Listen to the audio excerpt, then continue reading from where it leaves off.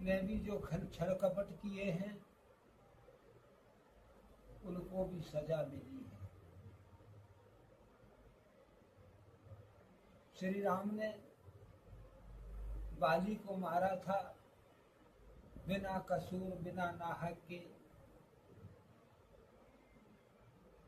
तो बाली का भी एवज श्री राम रूप में मारा, श्री कृष्ण रूप में श्री केशन जी को बाली धीमर ने मारा, बढ़िया धीमर बन के, तो एवज तो उनको भी देना पड़ा। आप तो एक मनुष्य है।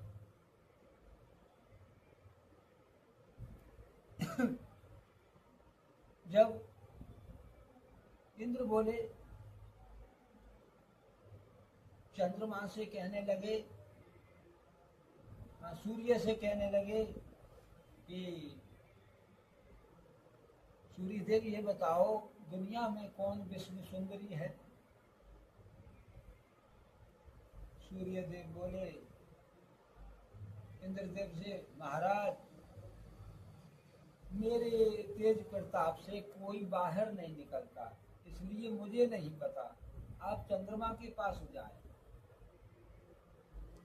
इंद्र जो है का चंद्रमा के पास पहुंचे। चंद्रमा से जो प्रणाम हुआ। चंद्रमा बोले बताइए कैसे आना हुआ। इंद्रदेव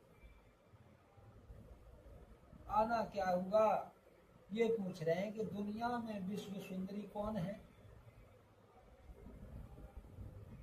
चंद्रमा कहने लगे महाराज गौतम ऋषि की पत्नी अहल्या है।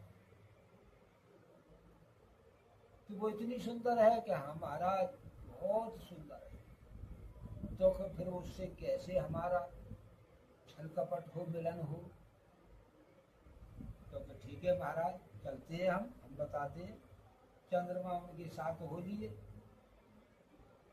चंद्रमा साथ हो लिए, पहुंचे जहां वहां जाकर के तो चंद्रमा मुर्गा बन गए,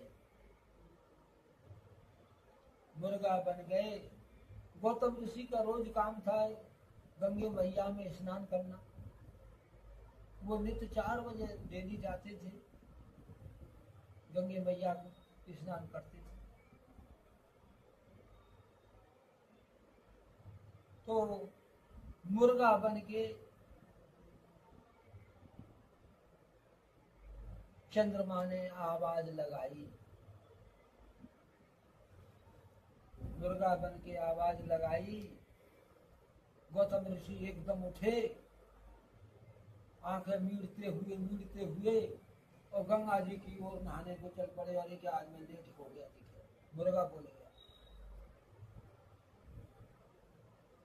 इधर गौतम ऋषि का भेष रूप धारण करके इंद्र अहल्याबाई की ढोने जाते। जब वहां जाके पहुंच गए, वहां सोने लगे, और इधर गौतम ऋषि गंगा जी में जाकर के डूबा जब लगाया, डुबकी लगाई, तो गंगा मैया ने आवाज दी, अरे कौन पापी है जो इस समय में रात में जगाई। गौतम ऋषि बोले मां तेरा बेटा हूं, गौतम ऋषि हूं मैं। अरे अरे जल्दी से निकल, जल्दी से जा, तेरे घर छल कपट हो रहा है। उसी समय गौतम ऋषि भागते दौड़ते भीगा हुआ कपड़ा कंधे पर रख के चले आए। वहां देखे तो इंद्र अहल्या के पास लेट गए और चंद्रमा पैरे पर मुर्गा बन के खड़े। उन्होंने साप दिया, साप दिया, चंद्रमा पर मारा तो कोड़ी कर दिए चंद्रमा। इंद्र पर मारा तो भव खोल दी गई। अहल्या से बोले जा, पत्थर की हुई। तीनों के लिए वरदान दे दिया गया। बोले चंद्रमा बोले प्रभु हमारा उद्धार कैसे होगा? जाइए आप भोले बाबा की वो करें, लेकिन दाग नहीं छूटेगा। आज भी दाग छूटा हुआ नहीं है, चंद्रमा के दाग लगा हुआ आज भी छूटा नहीं है। कहने लगे, इंद्र कहने लगे प्रभु हमारी जो गलती हुई है उसका दंड मिला है, लेकिन हमारा भी कुछ उद्धार बताओ। कि जाइए आप भी भगवान की तपस्या करें, जो तुम्हारे भव का भूखे हो जो तमाम भव खोल देंगे। अहिल्याबाई बोली प्रभु मैं पत्थर की तो होंगी, मेरे तिरन कब होगा प्रभु? जा तेरा तिरन जब होगा, जब त्रेता में राम आएंगे और उनकी ठोकर लगेगी, तेरा तिरन होगा, लेकिन तू पति लोक नहीं जाएगा। ये वरदान है। तो देखिए देवताओं को भी करनी के फल भोगने पड़े। हम तुम तो एक मानव हैं, मानव में धर्म और ईमान की सच्चाई है। जब देवताओं ने भोग भोगता है तो आप और हम तो मनुष्य हैं, तो इसलिए धर्म का पालन करो, माँ बहन बेटी पराई को अपनी मानो और हरि का भजन करो। ये मानव शरीर तभी मिला है हरि का नाम रटने के लिए, हरि की भक्ति करने के लिए ये मानव शरीर मिला है। या कितनी महान हस्ती आत्माओं ने प्रभु के नाम रटना की है, भक्ति की है, वो आज उनके नाम है, आज उनके वो कल्याण हो रहा है उनके नाम से।